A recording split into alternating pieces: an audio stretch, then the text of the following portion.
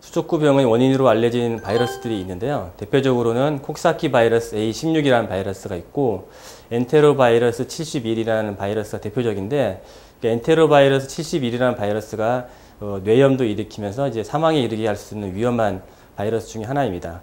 대부분 유행하는 거는 이제 우리나라에서는 엔테로 71보다는 콕사키 A16이 많이 유행을 하고 있고요. 예전에는 여름철에 많이 유행을 했었는데 요즘은 여름철에 물론 더 많이 유행하긴 하지만 겨울이나 이제 봄, 가을에도 연중 생기고 있는 상황입니다.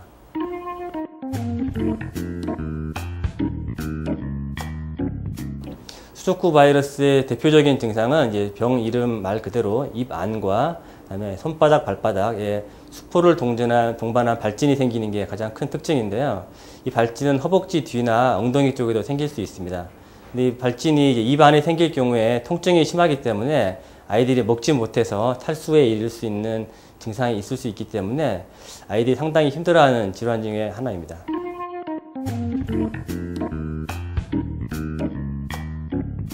수족구 바이러스의 전염력은 대체로 50% 정도로 알려지고 있습니다. 80~90%에 이르는 수두나 홍역, 독감에 비해서는 낮지만 접촉한 아이들 상당수가 걸릴 수가 있습니다. 대개는 이제 공기중 전염이기 때문에 같은 어린이집에서 생활하는 아이들이나 집안 형제 중에 환자가 있는 경우에는 거의 반 이상이 걸릴 수 있다고 볼 수가 있습니다. 그래서 이제 대부분 공기 전염이긴 하지만 외출하고 들어왔을 때 손을 잘 씻거나 감염된 아이들과 접촉을 피하는 것이 가장 중요한 예방법이라고 할 수 있습니다.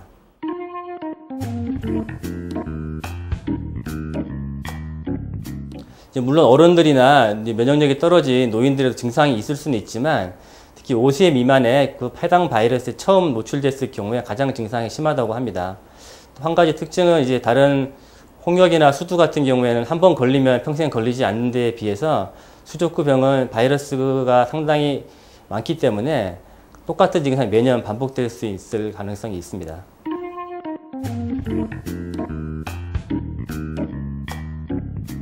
수족구 바이러스를 이제 증식을 억제시키거나 바이러스를 죽이는 약은 따로 현재 없습니다.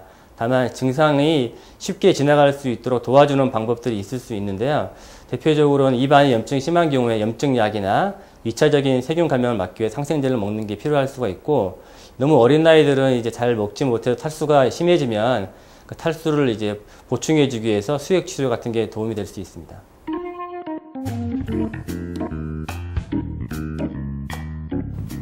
그러니까 수족구병을 일으키는 바이러스 중에서 이제 위험한 증상을 일으킬 수 있는 게 엔테로바이러스 71이라는 게 있는데요.